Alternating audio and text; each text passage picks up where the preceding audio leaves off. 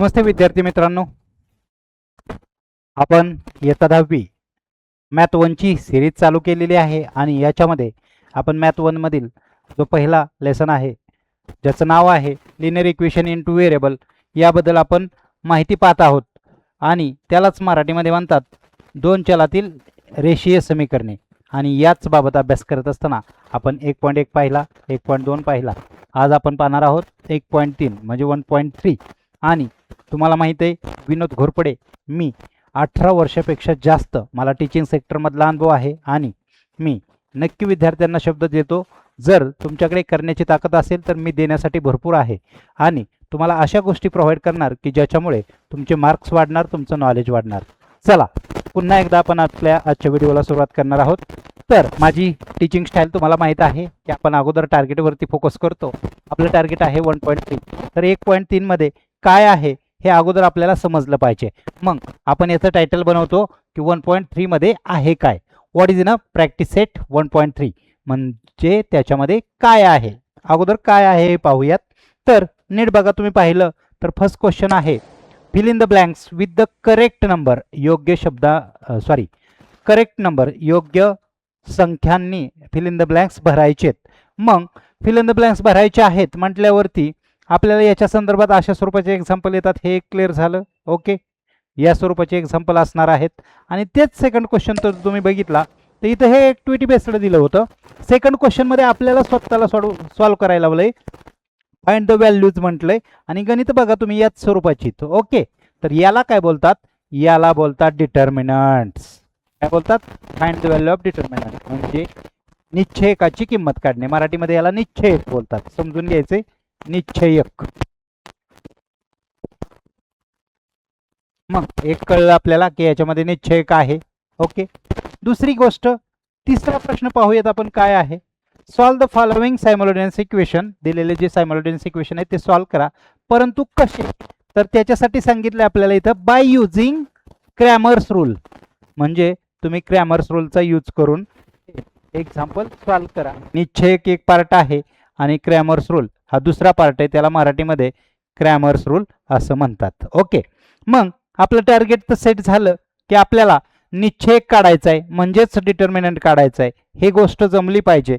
त्याचसोबत Cramer's rule कसा use केला जातो, क्रॅमर्स पद्धती कशी यूज केली जाते हे एक समजलं पाहिजे आणि या दोन गोष्टी समजल्या की 1.3 समजणार आहे। ओके डन, याला म्हणतात टार्गेट सेट करणं, आपण टार्गेट सेट करलं। मग आता आपण डिटर्मिनंट कसं असतं आणि क्रॅमर्स रूल कसं सोडवलं जातं याच्याकडे पुढे जाऊयात। चला बघा, या ठिकाणी 1.3 सोडवायचं आहे, परंतु या ठिकाणी बेसिक मॅथ्स कुठल्या गोष्टी गरजेच्या आहेत, रिक्वायर्ड बेसिक मॅथ्सचे कोणते पॉईंट गरजेचे आहेत हे मी तुम्हाला सांगतो। तर या ठिकाणी जर हा प्रॅक्टिस सेट चांगला आपल्याला जमावा असं वाटत असेल तर तुम्हाला या ठिकाणी काय जमलं पाहिजे, तर जे प्लस असतं, मायनस असतं, इंटू असतं, डिवाइड असतं, हे बेसिकमध्ये तुम्हाला आलंच पाहिजे सगळ्या प्रकारचं। परंतु आता तुम्ही बोलाल सर प्लस मायनस हे पहिली दुसरी तिसरीला आहे, मग आमचं काय, तर तुम्हाला या ठिकाणी इथं कंडिशनल आहे, चिन्हांचा वापर काय जमलं पाहिजे, चिन्हांचा वापर म्हणजे चिन्हांची बेरीज वजाबाकी हे जमलं पाहिजे। उदाहरण सांगतो तुम्हाला, -3 -5 आन्सर किती येतं, तर 8 येतं, परंतु उत्तराला मायनस असतं, हे कसं हे जमलं पाहिजे। आणि हे जर बेसिक नॉलेज तुमचं क्लिअर असेल कसं, तर या ठिकाणी तुमचा 1.3 कव्हर होणार आहे, क्लिअर होणार आहे। म्हणजे काय, तुम्हाला एक लक्षात घ्या, या ठिकाणी चिन्हांचा वापर हा कंटेंट आपला क्लिअर पाहिजे आणि आपल्या यूट्यूब चॅनलवरती पण आहे चिन्हांचा वापर कसा करायचा। नसेल, जर अजूनही तुम्हाला चिन्हांचा योग्य वापर येत नसेल तर तुम्ही चिन्हांचा वापर कसा करायचा यासाठी आपलं बेसिक मॅथचा जो कोर्स आहे तो आपल्या एज्युट्रिक्स बाय विनोद सर या मोबाईल ॲप्लिकेशनमधून डाउनलोड केल्यानंतर ना तुम्हाला पाहायला भेटेल, तो परचेस करायचा आहे। आणि जो विद्यार्थी हा बेसिक मॅथ्स कोर्स कंप्लीट करेल त्याला सर्व गणित सोपं जाणार हा माझा शब्द आहे, कारण हा कोर्स मी माझ्या 18 वर्षाच्या अनुभवातून तयार केलेला आहे। चला पुढे जाऊयात आपण। बघा, आपण जे बोललो तो निश्चयक म्हणजे डिटर्मिनंट, आता याच्या बाबतीत काही रूल्स आणि एक्झाम्पल आपण या ठिकाणी पाहूयात। मग रूल काय आहे, तर तुम्ही नीट बारकाईने पाहिलं तर लक्षात येईल, तुम्हाला असे 4 नंबर्स दिलेले असतील ABCD। मग याच्यात काय करायचं, आपण याचं आणि याचं तिरकस गुणाकार करायचा आणि याचा तिरकस गुणाकार करायचा। मग मांडायचं कसं, तर लक्ष द्यायचं। आता बघा बाळांनो, A गुणिले D मध्ये वजा आणि बी गुणिले सी अशा स्वरूपात एक्झाम्पल मांडणी करायची. लक्षात येतंय तुमच्या सूत्र? पुन्हा एकदा बघायचंय. 4 नंबर्स आहेत, क्रॉस मल्टिप्लिकेशन करायचं आणि मध्ये वजाबाकी द्यायची. अशा स्वरूपात तुम्ही गणित मांडणी करायची आणि ह्याच ट्रिक्स, याच रूलच्या आधारे आपण सर्व डिटर्मिनंट म्हणजे निश्चय कसं काढायचं हे पाहणार आहोत. चला आता एक एक्झाम्पल दिलं इथं. सेम रूल फॉलो करा. तिरकस गुणाकार करायचा, यानं याला मल्टिप्लाय करायचं आणि यानं याला मल्टिप्लाय करायचं. कसं लिहिणार मी? -1 इंटू 4 हे मायनस फॉर्म्युलातलं जे या ठिकाणी आपण पाहिलं होतं. त्याच्यानंतर 7 इंटू 2 -4 आणि इंटू 1 केलं तर -4 येतं. इथं -7 दुने 14. आता बघा मी बोललो ना मायनस चिन्हांचा खेळ सर्व. इथं पण तुम्हाला गुणाकारात मायनस प्लस मायनस काय आलं हे समजलं. त्याच्याबरोबर या ठिकाणी सुद्धा आता मायनस मायनस काय होणार आहे? प्लस. परंतु उत्तराला कसलं चिन्ह द्यायचं हे पण समजलं पाहिजे. म्हणजे सर्व खेळ चिन्हांचा आहे. आणि हे झाले आपली डिटर्मिनंटची व्हॅल्यू म्हणजे निश्चयकाची किंमत. या गोष्टीला तुम्हाला 2 मार्क्स आहेत. आहे की नाही? छान. ठीक, समजलं असेल असे करतो. परंतु याच्यामध्ये एक अजून हार्ड गणित आहे. जे काय आहे बघा, सिस्टम काय सांगते आपलं? याने याला मल्टिप्लाय करा, याने याला मल्टिप्लाय करा. करायचं आपण. चला 7/3 multiple 1/2 minus 5/3 multiple bye 3/2. Done. आता मल्टिप्लिकेशन करायचंय, परंतु इथं आला अपॉनची संख्या म्हणजे फ्रॅक्शन्स. आता फ्रॅक्शनचं मल्टिप्लिकेशन कसं करायचं याचा रूल माहिती असायला हवा. याच्यासाठी बेसिक तुमचं पक्का असायला पाहिजे. म्हणून बेसिक मॅथ्सचा माझा कोर्स जो विद्यार्थी कव्हर करेल त्याला नक्कीच मॅथ्स सोपं जाणार आहे, हा माझा शब्द आहे. चला तुम्हाला येत असेल असं गृहीत धरून आपण पुढे चालूयात. गुणाकारामध्ये समोरासमोरचा गुणाकार होतो. बघा, चेक करा. 7 1 जा 7, 3 2 जा 6, 3 2 6. इथं वजा, इथं 5 3 15, 3 2 जा 6 6. आता डिनोमिनेटर आला, फ्रॅक्शन आलं, याची सबट्रॅक्शन कशी करायची? पुन्हा बेसिकचाच रूल लागतो आपल्याला या ठिकाणी. कोणता आहे? तर डिनोमिनेटर एकदाच लिहिलं जातं. 7 - 15 आणि या दोघांची सबट्रॅक्शन झाली -8/6. याला रिड्यूस होतं, सिम्प्लिफाय करता येतं. 2 ने डिवाइड होतं दोन्ही पण संख्या, म्हणून याला 2 ने आपण भाग लावू. 2 ने भाग लावायचा आहे तर आपल्याला काय करावं लागेल? बेत्रिक 6 आणि बेचोक 8. उत्तर आलं -4/3. आशा करतो तुम्हाला डिटर्मिनंट निश्चय कसा काढायचा हे समजलं असेल. याच्यासाठी या ठिकाणी जी गोष्ट दिसते ही रूल्स हा तुम्हाला माहित पाहिजे. तिरकस गुणाकार, दोघांमध्ये वजाबाकी, हे रूल्स समजला तुम्हाला. या ठिकाणी आपण 2 एक्झाम्पल पाहिले. उरलेले एक्झाम्पल तुम्ही सॉल्व्ह करायची आणि मला कमेंटमध्ये दुसऱ्या प्रश्नाचं उत्तर टाकायचं आहे. चला डन. ओके, पुढे जाऊयात. आता जो क्रॅमर्स रूल आहे, जी क्रॅमर्स पद्धती आहे, ती पद्धती काय आहे, त्याचा फॉर्म्युला काय आणि माय ट्रिक्स, माझ्या ट्रिक्स काय आहेत? बघा आता बाळांनो, इथं तुम्हाला माझी सिस्टम समजणार आहे. माझं टीचिंग पद्धती काय लेवलची आहे हे तुमच्या लक्षात येणार आहे. क्रॅमर्स पद्धती, what is mean by Cramer's पद्धती? तर क्रॅमर्स हा एक व्यक्ती होता, त्यानं ते रूल्स मांडला आणि हा रूल्स कशासाठी होता? For the simultaneous equation. Simultaneous equation सोडवण्यासाठी हा रूल होता. क्रॅमर्स रूल ज्या एक्झाम्पलसाठी वापरावं लागतं त्याचं फॉर्मॅट आपण या ठिकाणी लिहूयात. तर आपल्याला जे एक्झाम्पल असतात ax + by = c आणि दुसरं इक्वेशन येतं ax + by = c. परंतु हे फर्स्ट इक्वेशन असल्या कारणाने याला a1 बोलू, याला b1 बोलू, c1 बोलू, हे a2 b2 आणि c2. म्हणजे आपल्याला 2 इक्वेशन देतील आणि त्या 2 इक्वेशनमध्ये a1 a2 b1 b2 च्या किमती निघतात. मग हे फॉर्म्युलाच बघा, आता मी या ठिकाणी राईट करतो a1 a2 b1 b2. पुढे dx चा फॉर्म्युला असतो c1 c2 b1 b2. पुन्हा dy चा फॉर्म्युला असतो a1 a2 c1 c2. Okay, आणि हे 3 फॉर्म्युला यूज करायचे, त्याचं एक्झाम्पल सॉल्व्ह करायचं आणि त्याच्यानंतर पुन्हा एक फॉर्म्युला यूज करायचा एक्सचा, जो आहे dx/d. म्हणजे काय? जो या ठिकाणी dx मिळेल आणि हा d भेटेल, या दोघांचं डिवाइड केलं की x ची व्हॅल्यू भेटते.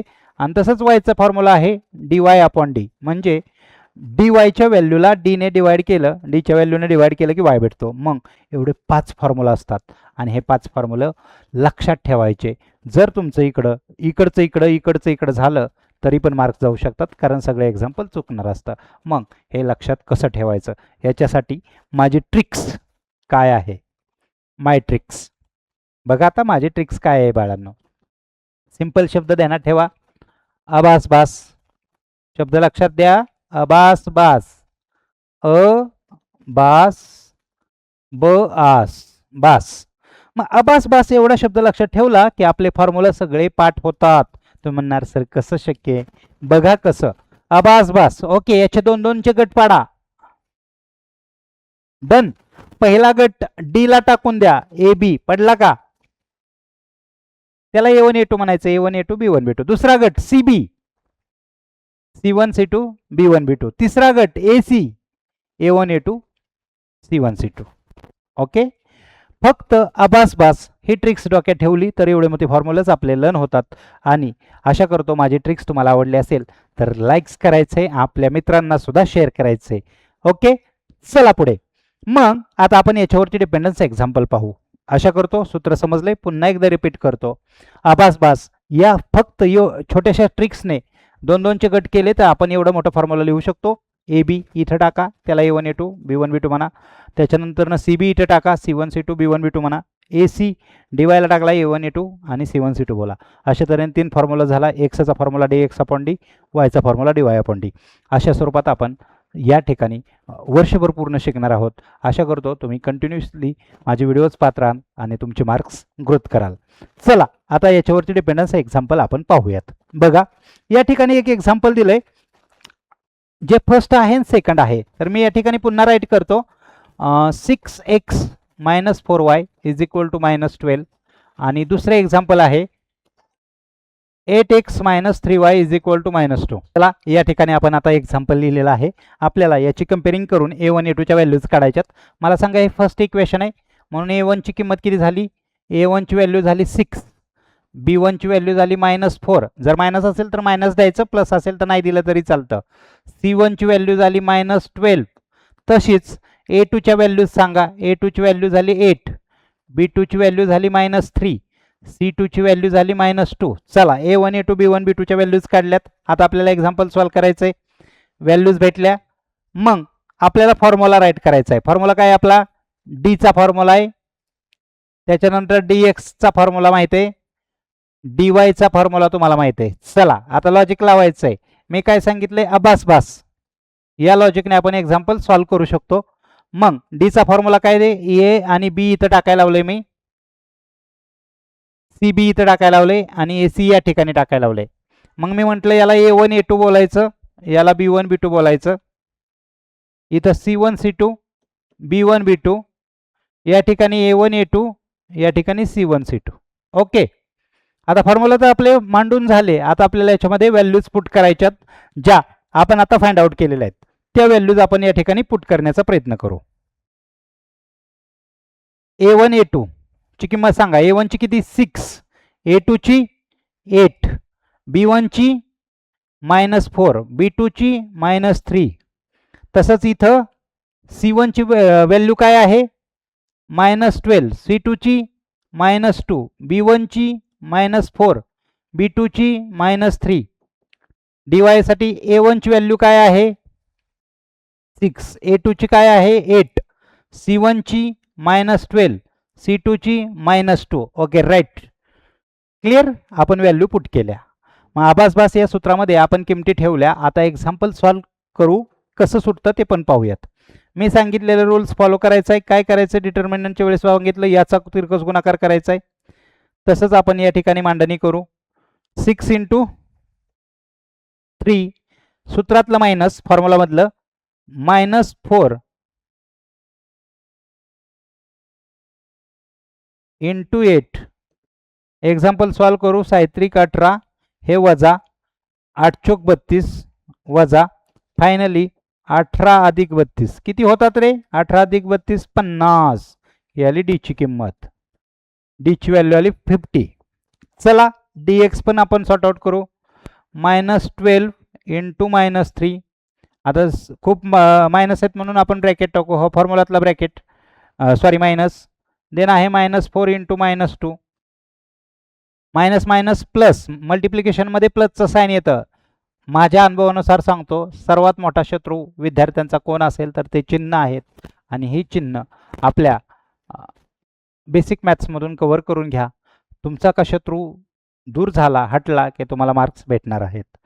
मग 12×36 येतं प्लस 36 हे फॉर्म्युला 4 दुने 8. आता 36 मधून 8 गेले किती राहतात? dy ची व्हॅल्यू याचं मल्टिप्लिकेशन आहे 6 × -2 हे फॉर्म्युलातलं मायनस -12 × 8 याला ब्रॅकेट करू आपण. 6 दुने 12 वजा 12 हे फॉर्म्युलातलं वजा 12 × 8 = 96 मग वजा 12 वजा वजा अधिक 96 मग फायनल मायनस प्लस मायनस होतं. 12 मधून 96 गेले 84 उत्तर येणार आहे तुमचं 84. ओके. आता तुम्हाला लक्षात आलं असेल तुम्हाला डी ची व्हॅल्यू भेटली, dx भेटला आणि dy देखील भेटला. तिन्ही व्हॅल्यूज भेटल्यात. आता आपलं एकच काम राहिलं याच्यातलं x आणि y ची व्हॅल्यूज काढायच्यात. मग त्याचं फॉर्म्युला आपल्याला माहित पाहिजे. काय फॉर्म्युला सांगितला होता मी? x चा फॉर्म्युला होता dx/d. dx ची व्हॅल्यू किती आली होती? 28 आणि डी ची किती आली? 50. याला रिड्यूस होतंय तर करायचं, जे उत्तर येईल ते तुमचं. त्याच्यानंतर y ची व्हॅल्यू काढताना सूत्र आहे dy/d. dy ची किंमत किती आहे? 84. डी ची आहे 50. याला रिड्यूस करायचं, ते उत्तर तुमचं. आहे की नाही सोपा कार्यक्रम? मग क्रॅमर्स रूल हे बोर्डच्या परीक्षेला फिक्स येत असतं 3 मार्क्सला. आणि जर आपण असे हातचे मार्क सोडले तर पर्सेंटेज कसे मिळणार? म्हणून तुम्हाला याच्यावरती कामकाज करायचं आहे आणि क्रॅमर्स रूल पक्का करायचा आहे. तुमच्या या क्रॅमर्स रूलसाठी माझ्या ट्रिक्स तुम्हाला मदत करतील आणि तुमचे पूर्ण मार्क्स तुम्हाला मिळवून द्यायला फायदेशीर ठरेल. चला अजून एक एक्झाम्पल पाहू आपण क्रॅमर्स रूल संदर्भात. ते एक्झाम्पल काय आहे बघा. 4x + 3y - 4 = 0 आणि या ठिकाणी आहे 6x = 8 - 5. सर्वप्रथम विचार करायचा आहे दिलेलं गणित स्टँडर्ड फॉर्म मध्ये आहे का, म्हणजे सामान्य रूपात आहे का. नसेल तर आपल्याला ते करायचं आहे. एक्झाम्पल मी पुन्हा खाली लिहितो, लक्ष द्या. 4x + 3y - 4 = 0 आणि दुसरा एक्झाम्पल आहे 6x = 8 - 5y. सर्वप्रथम बघा आपला जो स्टँडर्ड फॉर्म आहे तो काय आहे?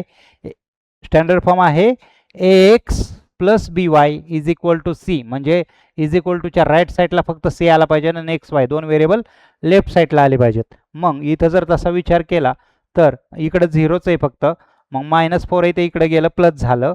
4x + 3y = 4 हे एक इक्वेशन झालं. आणि दुसरं इक्वेशन बघत असताना 6x - 5 इकडे आल्यावरती +5y झालं = 8. आत्ता आपले स्टँडर्ड फॉर्ममध्ये एक्झाम्पल जनरेट झाले. जर तुम्ही असेच व्हॅल्यू काढून एक्झाम्पल सोडवलं, सगळं गणित सोडवलं, बट चूक, कारण ते स्टँडर्ड फॉर्ममध्ये अगोदर कन्वर्ट करायला पाहिजे. मग मला सांगा आता ABCच्या किमती किती येतील? तर A1 ची किंमत आहे 4, B1 ची किंमत आहे 3, C1 ची किंमत आहे 4. ओके. तसंच A2 ची किंमत आहे 6, B2 ची किंमत आहे 5 आणि C2 ची किंमत आहे 8. आता तुम्हाला व्हॅल्यूज तर सर्व भेटल्या. मग फॉर्म्युला कसा मांडायचा हे मी सांगितलेलं आहे. मी या ठिकाणी परत फॉर्म्युला यूज करतो. जो फॉर्म्युला आपला होता d चा, त्याच्यानंतर ना dx चा आणि dy चा. फॉर्म्युला मांडायची ट्रिक्स तुम्ही सांगा मला. चला बाळांनो, कसा विचार करतो आपण? अ बा स ब आ स. Okay, done. आता याला A1 A2 म्हणायचं. A1 A2 B1 B2 C1 C2 B1 B2 पुन्हा A1 A2 C1 C2. Okay. आता व्हॅल्यू पुट करू आपण. A1 A2 ची किंमत किती? 4, A2 ची 6, B2 ची B1 ची 3, B2 ची 5. हेच एक्झाम्पल पुढे सॉल्व करू आपण. पुढे जाऊयात. 4 × 5 वजा 6 × 3 4 5 20 वजा 18 उत्तर आलं 2. डी ची व्हॅल्यू आली 2. तसंच पुढं व्हॅल्यू पुट करू. C1 ची व्हॅल्यू काय आहे? 4, C2 ची किती? 8, B1 ची 3, B2 ची 5. यांचं क्रॉस मल्टिप्लिकेशन म्हणजे 4 × 5 वजा 3 × 8 4 5 20 8 3 24 उत्तर आलं -4. हे dx आला. तसंच dy चे पण व्हॅल्यू पुट करू. A1 A2 A1 ची किंमत आहे 4, A2 ची काय आहे? 6, C1 ची आहे 4, C2चे आहे 8. तिरकस गुणाकार तुम्हाला माहिती आहे 4 गुणिले 8 वजा 4 गुणिले 6. 8 × 48 आणि 6 × 24. उत्तर आलं 24. याला dy. डन. dx भेटला, डी भेटला, dy भेटला. परंतु विद्यार्थी घाई करतात आणि इथंच गणित सोडवून देतात. पुढे आपलं x आणि y काढायचं असतं, ते तुमचं राहून जातं. xचा फॉर्म्युला आहे dx/d आणि yचा फॉर्म्युला आहे dy/d. मग dx किती आला होता आपला -4. d किती आला होता 2. यानं तुम्हाला डिवाइड करता येतं. dy किती आला होता 24. d किती आला होता 2. मग आता डिवाइड करायचं आहे तर कसं करायचं माहित असेल तुम्हाला. 2 × 2 = 4 म्हणजे उत्तर आलं -2. इथं आलं 12. 24ला भाग लावल्यावरती. हे तुमचे आन्सर आहेत. आशा करतो चांगल्या पद्धतीने तुम्हाला क्रॅमर्स रूल समजला असेल आणि तुमची क्रॅमर्स रूल संदर्भात असलेली 3 मार्क्स इथून पुढे जाणार नाहीत, हा माझा शब्द आहे. आता तुम्ही काय करायचंय या ठिकाणी, हे एक युनिक गणित आहे, वेगळे. बघा गणित काय आहे हे समजून घ्या. मी तुम्हाला सांगतो. 2x + 3y = 2 आणि इथं x - y/2 = 1/2. जर नीट बारकाव्याने बघितलं तरी तुम्ही याच व्हॅल्यूज a1 a2च्या घेऊन पण एक्झाम्पल सॉल्व करू शकता. परंतु या ठिकाणी आलं की आपल्याला भीती वाटणार, कारण आपण आलंय. मग याला खासियत सांगतो, ट्रिक्स सांगतो, ती फॉलो करा. बघा मग इथं काय करू शकता तुम्ही आता या कंटेंटमध्ये. तर आपल्याला हे जे अपॉनचे 2 आहेत ना, हे त्रास देतात, तर ते घालवायचेत. मग कसे घालवायचे, लॉजिक ऐकायचं, ट्रिक्स ऐकायचं. इथून पुढे कोणतंही एक्झाम्पल असू द्या, जर अपॉन 2 आलं ना, किंवा अपॉन 3 येऊ द्या, अपॉन 4 येऊ द्या, कोणताही नंबर येऊ द्या, जो नंबर अपॉनला असेल त्यानं मल्टिप्लाय करायचं. मग याला मल्टिपल बाय 2 म्हणायचं. 2 ने गुणू मराठीवाल्यांसाठी. आता 2 ने गुणू म्हणजे काय होणार, 2 × x - 2 × y/2 = 2 × 1/2. आता का गुणलंय माहिती आहे आपण, आपल्याला हे घालवायचं होतं. तुम्हाला माहिती आहे 2 ला 2 गेला, 2 ला 2 गेला, शिल्लक काय राहिलं ते एक्झाम्पल खाली लिहा. 2x - y = 1. आता तुम्हाला हे एक्झाम्पल सुटेल, कारण याच्यामध्ये आपण नाही आहे. असं केलं तरी चालेल, डिरेक्टली अशा प्राइस घेतल्या तरी चालतील, त्याची व्हॅल्यूज अशा घेतल्या तरी चालतील, किंवा a1 a2चे असे कन्वर्जन केलं तरी चालेल. असं केलं तर तुमचे चुकण्याचे चान्सेस कमी असतात, त्याच्यामुळे असं कन्वर्टिंग करा. आता या ठिकाणी तुम्ही a1 a2 b1 b2च्या किमती काढू शकता आणि एक्झाम्पल सॉल्व करा. आणि मला या प्रश्नाचं, म्हणजे हे आपल्या प्रॅक्टिस सेटमधलं 6वं गणित आहे, 6वं गणिताचं उत्तर कमेंटमध्ये लिहिताना सांगायचं, sir answer of 6th answer काय आहे, एक्स वाय किती आला, हे मला कमेंटमध्ये तुम्ही सांगायचं आहे. चला अजून तुम्हाला होमवर्क या ठिकाणी मी देतोय. 2 एक्झाम्पल आहेत, जे आपलं पहिलं एक्झाम्पल आहे आणि तिसरं जे बॅकला ठेवलं आहे प्रॅक्टिस सेट 1.3 मधलं एक्झाम्पल आहे. हे एक्झाम्पल क्रॅमर्स रूल्स म्हणजेच आपल्या आभास या ट्रिक्सने तुम्ही सॉल्व करायचे. आशा करतो तुमचा आत्ता 1.3 परफेक्ट होणार आणि तुमची मार्क्स इथून पुढे जाणार नाहीत. तर याची पण उत्तरं मला कमेंट्समध्ये सांगा. आणि व्हिडिओ जर आवडला असेल तर सबस्क्राईब नक्कीच करा, आपल्या मित्रांसोबत शेअर करा आणि लाईक्स करायला विसरू नका. धन्यवाद.